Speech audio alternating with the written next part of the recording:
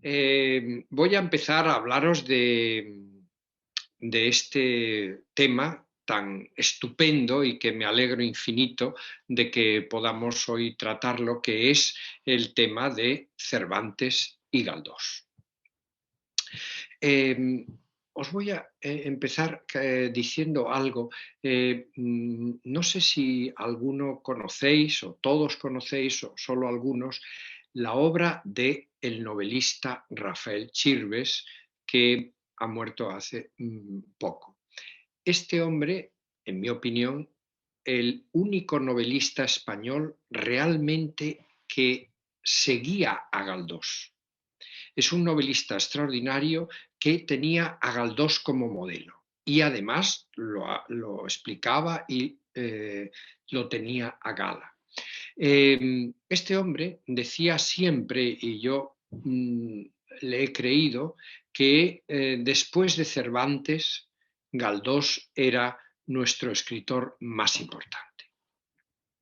Entonces, yo quisiera hacer buenas esas palabras de Rafael Chirves en esta charla y hablaros de este tema, Cervantes y Galdós, y sobre todo reivindicar el cervantismo de Galdós y, luego os diré por qué, y el galdosismo de Cervantes. Quizás habréis leído las opiniones de escritores tan importantes como Javier Cercas o Mario Vargas Llosa, quienes este año, que es el centenario de la muerte de Galdós, Galdós murió el 4 de enero de 1920, tuvieron la mala idea de criticar a Galdós. Y es muy curioso que ambos adoptaron una, digamos, una perspectiva crítica muy parecida para criticarle. Y es la misma crítica, y esto es importante, que se le hace a Sorolla, a nuestro gran Joaquín Sorolla. Y lo que decían tanto Cercas como Vargas Llosa es que Galdós no es muy artístico, que Galdós le falta conciencia de escritor. Y esto no es así, en absoluto. De hecho, yo les contesté a ambos en periódicos nacionales y en el diario Montañés, tratando de presentar la realidad de la novela de Galdós.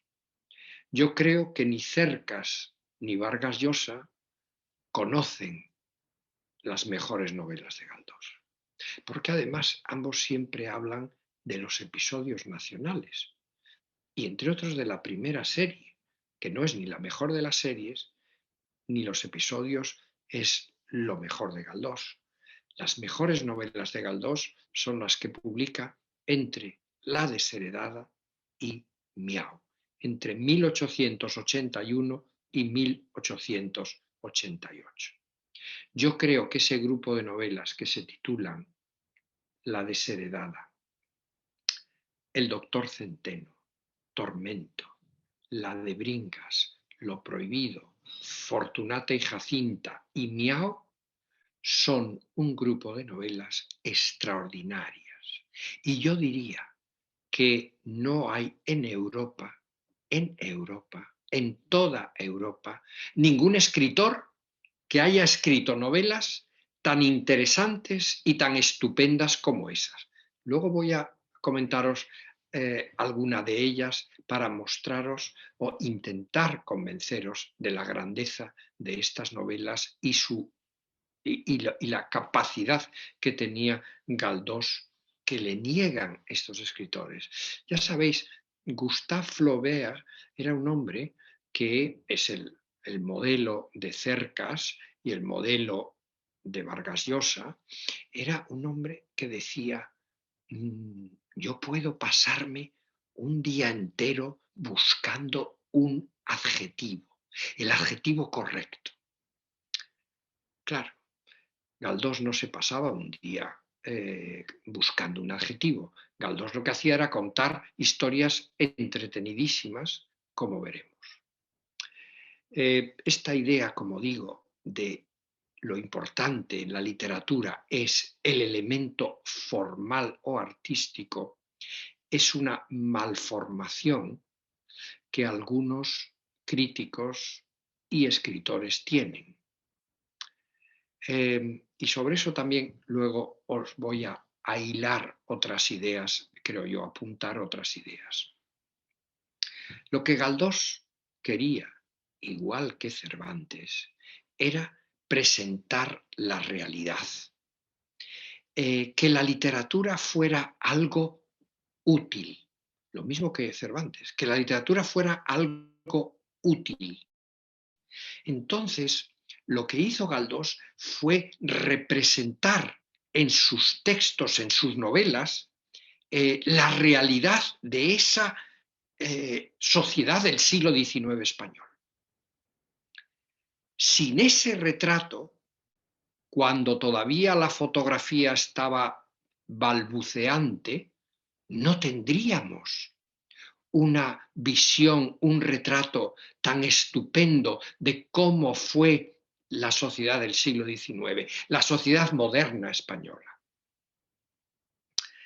Pero vayamos hilando Cervantes, que es lo que hoy queremos hacer con Galdós.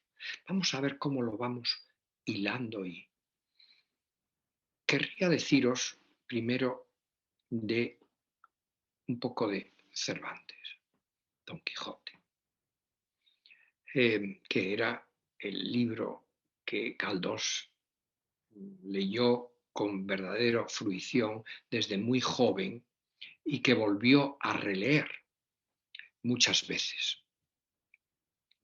Este Don Quijote de la Mancha, pensar un momento conmigo ahora. ¿Recordáis todos este hidalgo manchego, tan delgado en su caballo rocinante, que va siempre acompañado de Sancho Panza, su escudero, el hombre que, digamos, le ata a la realidad? Porque este hidalgo, como sabéis, está un poco trastornado mentalmente por las lecturas que ha hecho de los libros de caballerías, de la literatura de caballerías. Entonces él se lanza al mundo a realizar esas hazañas que había leído en libros de caballerías como el famoso Amadís de Gaula. Allá va él, este gran hidalgo, un hombre de 50 y pico de años, montado en su, buscando aventuras. Al lado lleva a Sancho Panza, que más que cuando Don Quijote cree haber gigantes y son molinos de viento, Sancho ve molinos de viento, ve la realidad, pero Don Quijote no, cree que son gigantes y por eso se lanza a la carrera con su lanza y acaba mal tirado por los suelos, porque efectivamente eran las aspas de un molino, lo que él creía que eran los brazos del gigante. Pensar conmigo otra vez, digo. Entonces, ese primer revolcón es el primer aviso de la realidad que le da al hidalgo. Por supuesto que es maravilloso lo que estas lecturas le han traído al hidalgo, le han hecho, le han hecho ser un hombre con una imaginación capaz de traspasar la realidad. Es decir, estaba reivindicando la imaginación. Esto es era en su época era una novedad enorme. Recordar que en Francia estaba la filosofía racionalista de Descartes. Yo pienso, luego existo. No, no, pero en España estaba Cervantes reivindicando el poder del hombre de la imaginación, no de su cerebro, de su imaginación. Eran el contraste entre dos culturas que en ese momento no se encontraban. De hecho, se separaban. Claro, entonces os digo, por favor, estar conmigo, sigamos un poco con Don Quijote.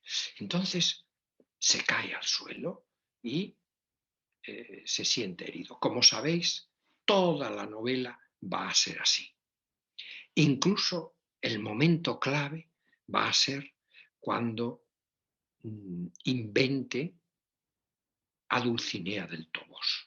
Esto era una idea muy renacentista, era la mujer que era la mujer de sus sueños. Tiene una imagen preciosa él en la cabeza de esta mujer rubia de gran belleza. Pero la realidad es que esa mujer está sugerida por otra mujer, Aldonza Lorenzo, una mujer de pueblo, que si es no muy vasta, nada de Dulcinea. Es decir, que Dulcinea es un sueño, igual que pasa con los molinos, que no son gigantes, sino un molino. Dulcinea en realidad es Aldonza Lorenzo, una visión de Aldonza Lorenzo. Entonces, claro, daros cuenta que poco a poco lo genial de Cervantes, lo genial del personaje, es que se va dando cuenta que él es nada menos que que está ideando, que la realidad es otra. Pero no lo dice, porque ¿cómo lo va a decir? No lo va a admitir. Eso sería cederse a lo que piensa Sancho. Eso no es lo que... Entonces, es extraordinario ese momento en que nos damos cuenta cómo el Quijote es para nosotros, los lectores, ese momento,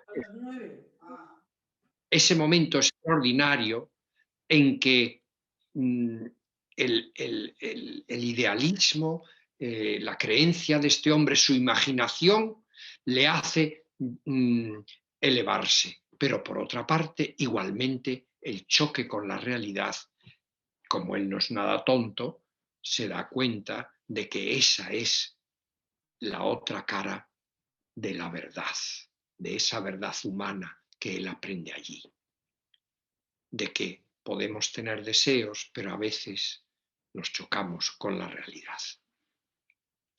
Entonces, fijaros lo que estamos diciendo, que al leer Don Quijote, estamos un poco entrando en la mente del personaje.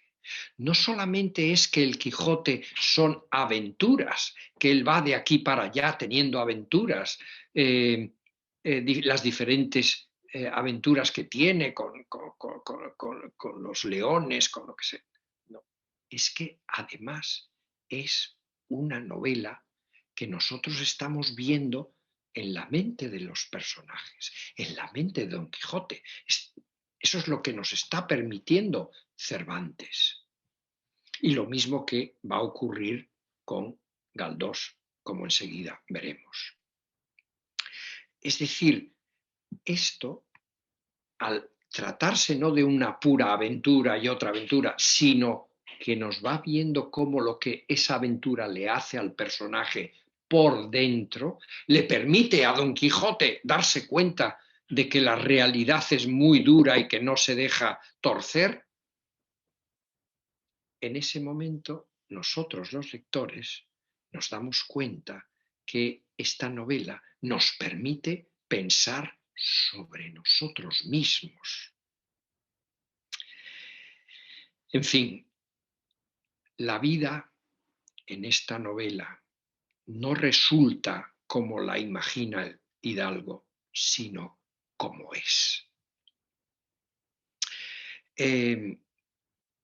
¿Y cómo es esta vida humana?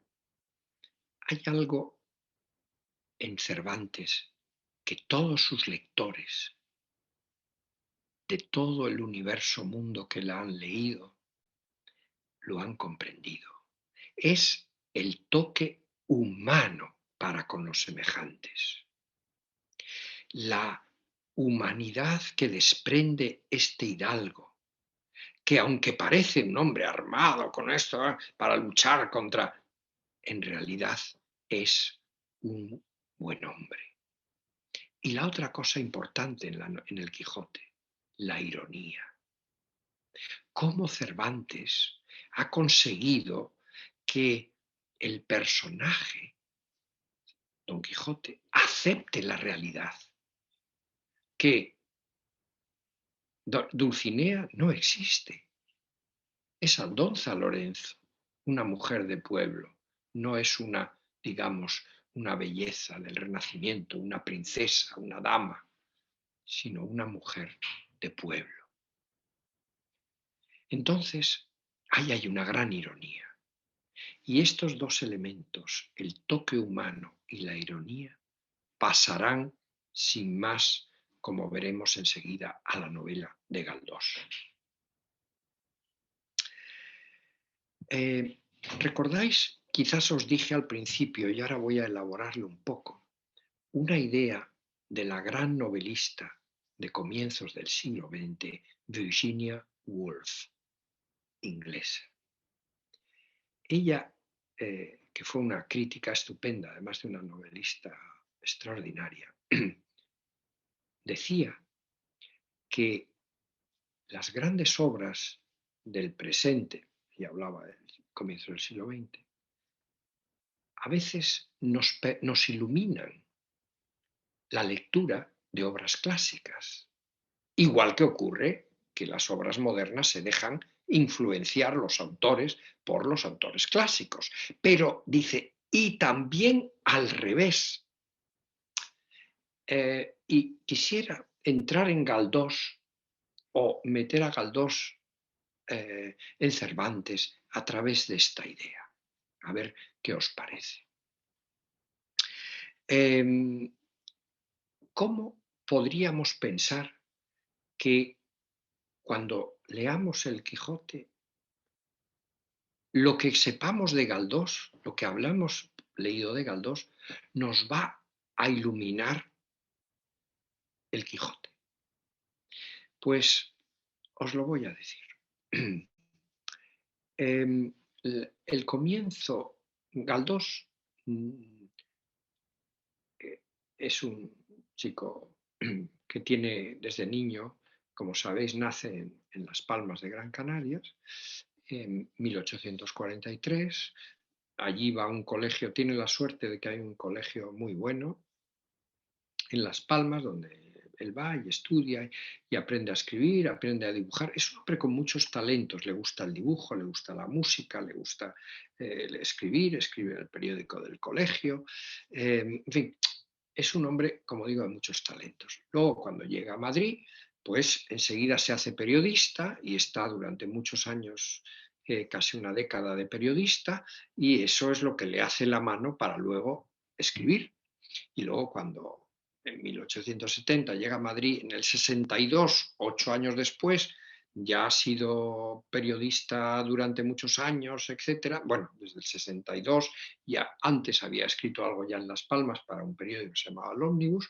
Entonces, cuando llega a Madrid, empieza a escribir y tiene mucho éxito, incluso muy pronto, en el año 72, será director de un periódico importantísimo que se llama El Debate. Bueno, un periódico que había financiado en principio don Juan Prim. Pero lo que os quería decir de este Galdós es que cuando él está estudiando, era cuando empezaba en España los estudios de psicología. De hecho, había un libro que que hay muchísimas ediciones, yo creo que se hicieron más de 48 ediciones, de un señor que se llamaba Pedro Monlau. Y este don Pedro Monlau tenía un libro sobre la, la, la psicología, introducción a la psicología, que se estudiaba tanto en el colegio como se estudiaba luego también en la universidad, porque en la universidad ya empezaba a haber estudios de psicología y de psiquiatría. De hecho, Galdós va a tener la suerte de tener entre sus amigos y tal, pues a gente que eran psiquiatras. Entonces, en Madrid, por ejemplo, el doctor Esquerdo fue uno de los que él conoció bastante bien. Pero lo que estos, eh, psiquiatras y psicólogos, en 1868, que es el momento clave en la historia de España, cuando la reina Isabel tiene que irse al exilio y por primera vez en España hay un sexenio democrático, 6 años de democracia absoluta, hay incluso la Primera República, tiene lugar. Durante esos años, especialmente el año 68, es un momento, bueno, imaginaros, cambio de régimen, la reina se tiene que marchar, llega, entre otros, luego llega Saboya, en fin, Amadeo de Saboya. Hay un momento de gran transición. Yo recuerdo en España cuando la época de vosotros, la mayoría seguro no lo tenéis ni idea de ese momento porque no lo vivisteis, pero yo viví la muerte de Franco y lo que pasó, lo que vino luego, es muy parecido.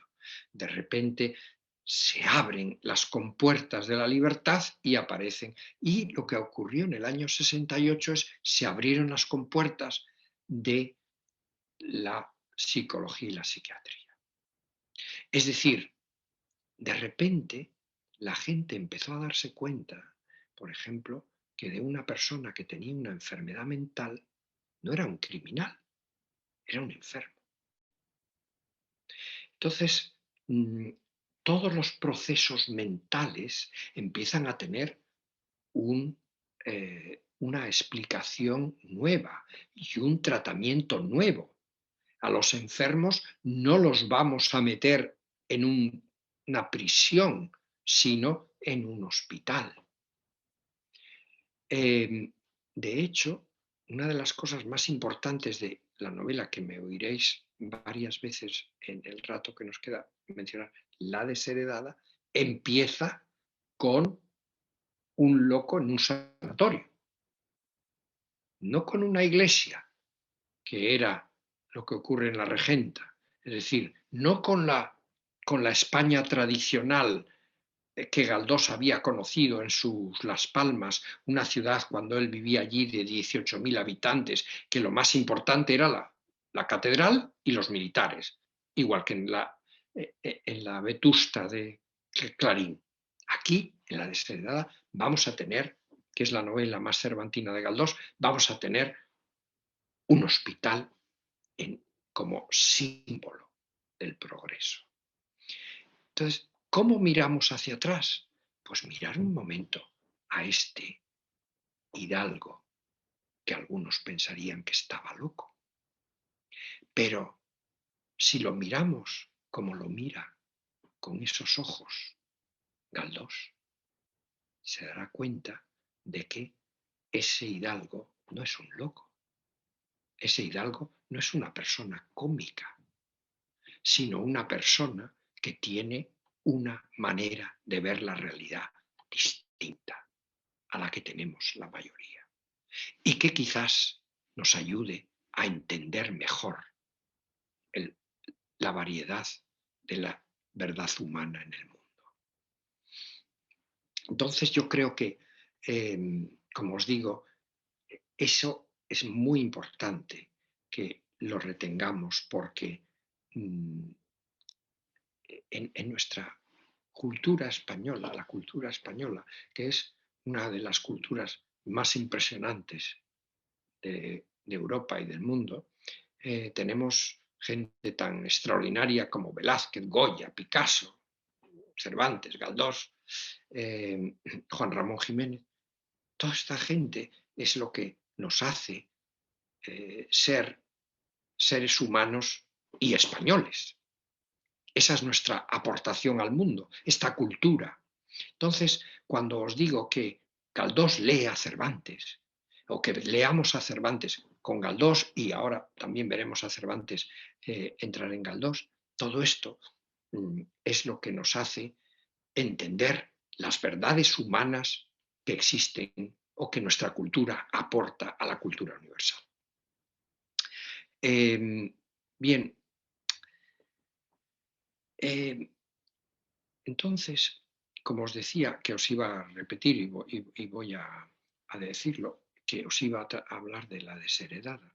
La desheredada, para mí, es una novela extraordinaria. Siempre, claro, siempre se habla de la obra maestra de Galdós es Fortunata y Jacinta. Yo creo que eso es indudable, por el tamaño, en fin. Pero luego La desheredada y otra que escribió mucho después de Fortunata, en el año 96, que se llama Misericordia, son, digamos, tres novelas suyas que son la cumbre de la narrativa del XIX, junto con Los Pazos de Ulloa y La Regenta de La Pardo Bazán y La Regenta de Clarín. Estas tres obras son un aporte extraordinario. Entonces, La desheredada es la novela, como digo, más cervantina. Os acabo de decir que empieza cuando el padre de Isidora Rufete, la protagonista de esta novela se llama Isidora Rufete. Y es una joven cuyo padre, así empieza la novela, el padre está en un sanatorio psiquiátrico, que todavía existe, el de Leganés, y que era, por cierto, entonces el director de ese sanatorio era un íntimo amigo de Galdós, Luis Simarro, primer, creo, catedrático que hubo en España de psiquiatría. Luis Simarro, que uno de los cuadros más bellos, retratos de Sorolla, es de Luis Simarro. Y Luis Simarro fue, años después, médico de Juan Ramón Jiménez. Hoy no me corresponde hablar de esto, pero hay una relación muy clara entre todos estos personajes. Entonces, en este sanatorio está el padre de Tomás Rufete, se llama, de Isidora Rufete. Y este hombre le ha dicho a la niña, a Isidora, a la joven, le ha dicho que ella no es hija de él, que es hija de unos marqueses, los marqueses de Aransis. Y claro, ella se lo ha creído. Es un poco Don Quijote. Otra vez, esta mujer extraordinaria, este personaje extraordinario, que crea a su padre, que está completamente loco, ¿veis? No es ya el idealista, sino un loco, diagnosticado por el médico del centro, que en la realidad se llamaba Luis Simar. Entonces, según va avanzando la novela, que es realmente extraordinaria, hay un personaje, hay un médico que se enamora de ella, que se llama Augusto Miquis, que es en parte un doble de Galdós. Pero bueno, la novela avanza y avanza y ella no para de cometer errores y, en fin, se echa un amante que es un idiota y otro, en fin. Y acaba de muy mala manera, acaba en la prostitución. Entonces, os dais cuenta cómo Galdós ha traspasado ese idealismo, porque Isidora es una chica buenísima, pero su creencia en que es hija de unos marqueses, que se lo dice a todo el mundo, incluso la propia marquesa que le dice, pero no, hija, si es que mi hija murió, no eres tú. Acaba en la cárcel, acaba, en fin, un desastre de vida. Es decir, Galdós ha cogido a Cervantes y lo ha puesto en el siglo XX, en el XIX, y, como decimos, a la vez podemos mirar un poco hacia atrás. Isidora entonces es no una mujer llena de imaginación, sino es una mujer trastornada. Se cree otra de lo que es, cosa que no era el caso de Don Quijote. Y además hay otro toque muy curioso, y es que esta joven lo que hace es en realidad querer satisfacer sus deseos, el deseo de ser noble, el deseo de tener una gran casa, de tener dinero, de tener trapos, en fin, todo eso. Y Galdós le añade un elemento que en Cervantes está muy soterrado, que es el deseo del cuerpo. En Galdós ya aparece el cuerpo del ser humano. El ser humano ya es alma y cuerpo, espíritu y cuerpo, cerebro y cuerpo, como queráis ponerlo. Entonces, eso es una novedad en Galdós, como enseguida también voy a ampliaros un poco ese aspecto.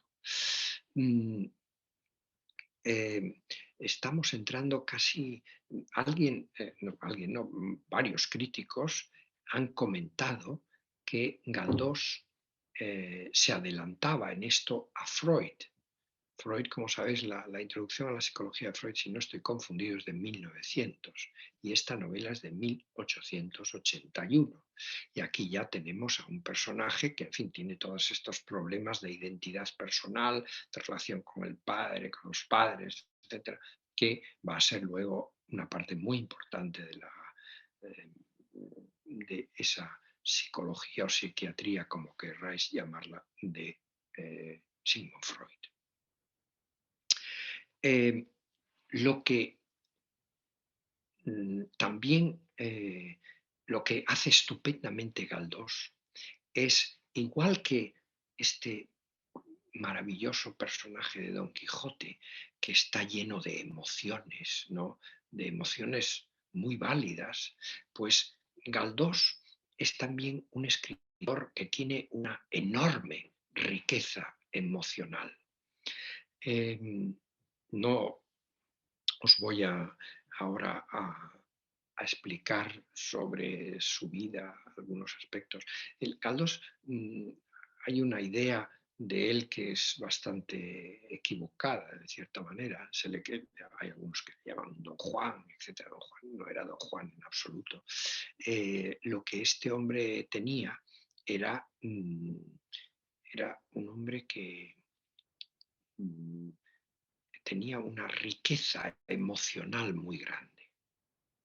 Era una riqueza emocional que fue consiguiendo a través de la experiencia. De Cervantes ya sabéis que sabemos muy poco de su vida, incluso no sabemos cómo se veía, porque lo vemos muchas veces retratado, pero no sabemos qué era ese. No hay ninguna, digamos, pieza que nos diga este retrato es el retrato de verdad de Cervantes. De Galdós sí tenemos miles de fotos, pero también de Galdós sabemos mucho de su vida y de su riqueza emocional, que él desde muy joven se marcha de Las Palmas y en Madrid, después de estos años de periodista de que os he mencionado antes, y empieza en los años 70 a ser escritor, ya es escritor, vive con su familia. Primero vive en la parte que se llama el Madrid galdosiano, es decir, el centro de Madrid, el centro antiguo, lo que llaman ahora centro antiguo, y se va a vivir a Serrano, a la calle Serrano y a la Plaza de Colón, donde más tiempo vivió en Madrid, en la Plaza de Colón. Y allí este era un centro muy distinto, era en la parte de Madrid donde vivían los políticos, en fin, los cirujanos, tal, y los intelectuales como él o Ramón Pérez de Ayala, perdón, sí, o Pérez de Ayala. Entonces, esta riqueza es de que siempre vivía con su familia, vivía con madrina, la mujer, la viuda de un hermano suyo, y con una hermana. Y luego, posteriormente, con otra hermana, con un sobrino. Y luego, como sabéis, tuvo tres grandes amantes, una de ellas, la Pardo Bazán. Luego, bueno, tuvo una estupenda mujer que fue Lorenza Cobian, que era una mujer que conoció en Santander. Atendía un puesto de venta de billetes de un servicio mm, de mulas que llevaba de Santander a Gijón, cosas y traía, llevaba. Entonces la conoce a esta Lorenza Cobian, con la que tendrá una hija, su única hija, doña María Pérez Galdós. Y esta mujer obviamente que se la llevó a Madrid y luego ella fue modelo de pintores, esta Lorenza Cobian. Luego, ya sabéis, la Pardo Bazán fue su gran amor, pero duró muy poco. Y luego tuvo otra que se llamó, que es la que conocemos como Tristana, que se llama Concepción Rondorel, y finalmente la última, Teodosia Gandarias, que era una mujer estupenda con la que estuvo del 1907 hasta que murió. De hecho, ella murió 4 días antes que él. Y esta tuvo un amor pues muy ya de persona mayor, muy tranquilito, pero muy bien, y se llevaban estupendamente.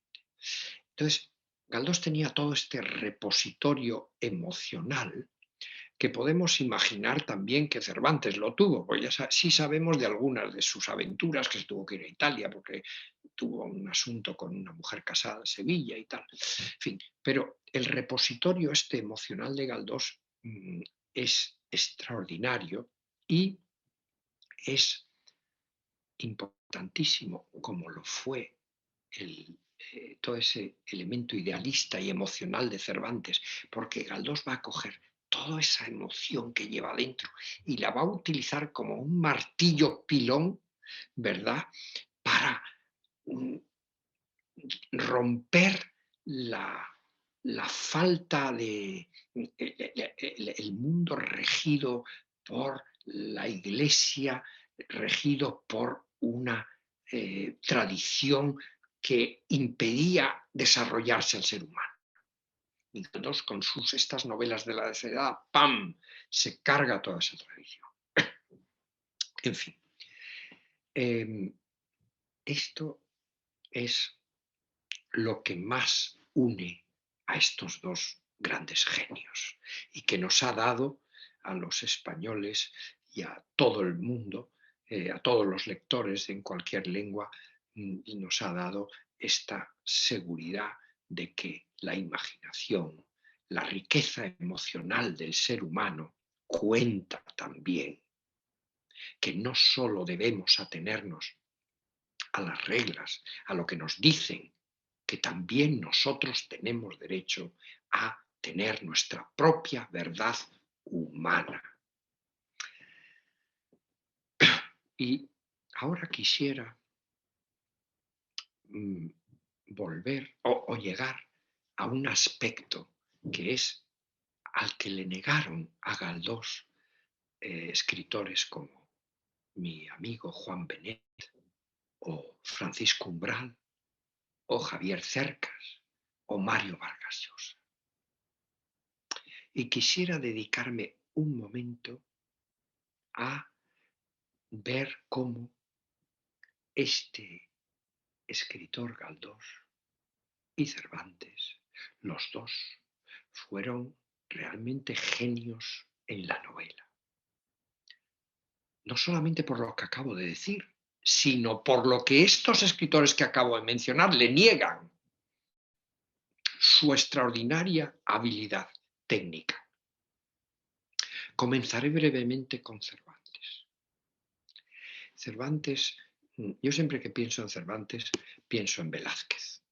No los puedo pensar separados. Me vais a perdonar, pero nunca los puedo pensar.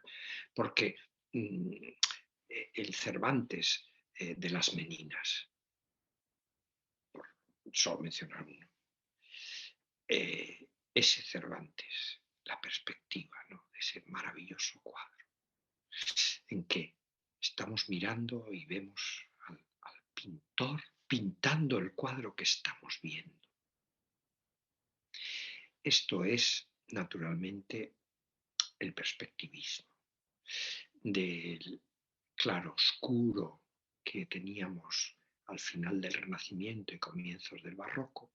Entonces ahí, gracias a Velázquez, en sus cuadros, aparece esa capacidad de que no solamente vemos en el cuadro en diferentes dimensiones, sino en diferentes perspectivas, que nos permiten ver en un espejo al fondo del cuadro a los reyes que vienen andando por nuestra espalda, donde no estamos mirando, que nos permite ver al pintor pintando lo que está haciendo.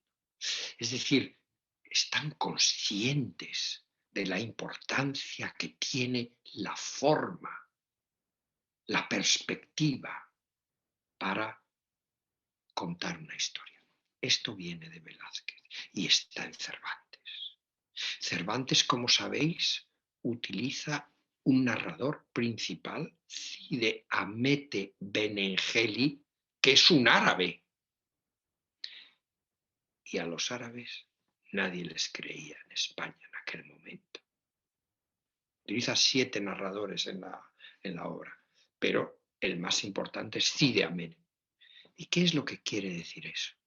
Que primero, Maese Pedro, todos esos 7 narradores, un poco perspectivas por todas partes de la novela, y luego la importancia, como digo, de que hay un narrador que no es digno de la confianza del lector, que siempre tiene que estar cuestionando lo que dice.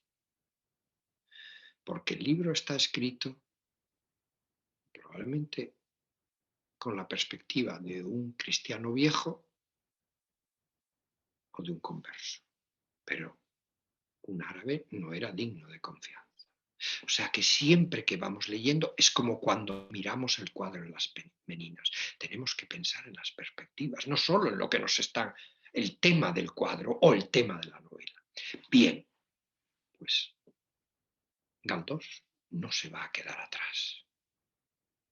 En esta novela, La desheredada, Galdós inventa algo que yo creo, y lo he escrito muchas veces, y cuando durante años como profesor de literatura comparada en Estados Unidos enseñaba yo todos los años en introducción a la literatura comparada, por ejemplo en la Universidad de Pensilvania, a los recién llegados, les enseñaba Galdós, entre otros. Pues empezábamos con, yo qué sé, con los griegos, ¿no?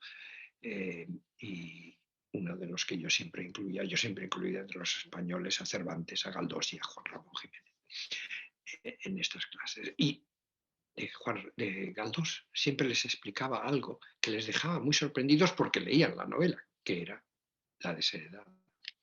Lo que más les sorprendía era que ellos que estudiaban literatura comparada, teoría literaria, nadie les había explicado lo que había inventado Galdós. Porque, ¿qué es lo que inventa? Pues esta joven que os decía, que se llama Isidora Rufete, Galdós hace en la novela algo extraordinario. La hace hablar consigo mismo, hablar con su conciencia. Es decir, que Galdós coge la narración, como nosotros podemos hablar con nosotros mismos, y la desdobla, un yo y un tú. Utiliza la primera manera narrativa, yo soy el que está contando, como digamos en el Lazarillo de Tormes, y el tú. Esa es su gran aportación a la novela española y a la novela europea. La segunda persona narrativa, el que Isidora está hablándose a sí mismo. Esto tiene que ver también con Simarro, con la psiquiatría, con la novela mental de que hablábamos de Cervantes y de Galdós. Está hablando consigo mismo. Se está diciendo cosas a ella que, que te sorprenden, ¿no? Cómo esta chica que no tiene casi ninguna educación formal es capaz de reflexionar sobre sí mismo. Esto era darle una confianza enorme al ser humano. El ser humano no tenía que ser un hombre que ha ido a la universidad, un hombre educado, ¿no? El ser humano es capaz de auscultarse a sí mismo, entenderse a sí mismo, sea con el lenguaje que sea. Quizás no sea el lenguaje más afilado que podría usar un psiquiatra, pero es tu lenguaje, el lenguaje que te permite hablar contigo mismo y entenderte. Es decir, que Galdós continúa en la tradición de Cervantes de añadir un elemento formal a la novela que le permite al personaje entenderse a sí mismo.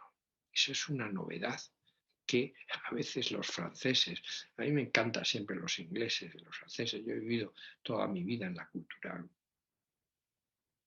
no, toda mi vida, no, 21 años en la cultura anglosajona en Estados Unidos y luego bastantes también en Holanda, donde hay una cultura en cierta manera similar, un poco más humana que la americana, más social, pero siempre esta, esta verdad humana que nosotros tenemos en nuestra literatura. No la conocían. ¿Y sabéis por qué no la conocían? Una de las cosas más tristes que, que hay, yo si alguno, perdonad que me haga un pequeño, si alguno de vosotros podéis escuchar inglés, acabo de poner en Spotify y en varias otras una charla de media hora sobre Galdós. Bueno, es de la Fundación Marc, que es la que la ha hecho y la que tiene esto que lo pone. Me lo pidieron hacer, y donde yo cuento toda esta historia con un poco más de detalle de cómo, curiosamente, a Galdós se le conoció en el mundo no por el Galdós que os acabo de hablar, de la desheredada, no, por sus primeras novelas, que es lo que se llama las novelas de tesis, como Doña Perfecta, donde este joven, que era muy joven entonces, tenía veintitantos, treinta y pocos, se lanza a quejarse contra la, la sociedad tradicional española, contra la iglesia, contra las costumbres. No es el mejor Galdós, pero ese es el que tuvo el gran éxito en el mundo. Fue traducido al inglés, al danés, al neerlandés, al inglés, al chino, a todo. Pero, por ejemplo, su obra más importante, Fortunata y Jacinta, no fue traducida al inglés hasta 1984. Y os lo digo porque yo trabajé directamente con el traductor de esa novela, la traductora, es decir, para que les quedara el español y el inglés estuvieran bien. Es decir, que Galdós no ha podido tener la proyección universal de Cervantes porque no ha sido traducido lo mejor de su obra a los idiomas, digamos, por lo menos europeos, el inglés, el francés, el alemán. Todos ellos han traducido su obra maestra a finales del siglo XX. Entonces, claro, a buenas horas, mangas verdes. Entonces, me gustaría, en fin, cerrar estas palabras, que ya estaréis un poco cansados de oírme, reiterando lo que os decía, esa extraordinaria, em, em, lo que une a esa extraordinaria bonomía, esta verdad humana que une a Cervantes y a Galdós. Y os diría más, pero eso ya nos llevaría a otro, con Juan Ramón. El Juan Ramón, por ejemplo, de Platero y yo. Juan Ramón, no lo olvidéis, todo el mundo piensa que es el gran poeta, que lo era, y lo fue, y lo es. Pero Galdós es sobre todo el otro gran prosista español. Cuando cuando Juan Ramón estaba en los últimos 6 años de su vida, se dedicó a poner toda su obra en verso, a ponerla en prosa, porque decía que la prosa era más eficaz. Y por eso consideramos a Juan Ramón otro gran prosista del siglo XX, que admiraba profundamente a Galdós. Lorca, Juan Ramón, Lorca y Vicente Aleixandre son los escritores españoles que más han alabado, que más han gustado de la obra de Cervantes y desde luego la de Galdós, a quien ellos, como Chirves, consideran un genio de nuestras letras. Y con ese rollo os dejo.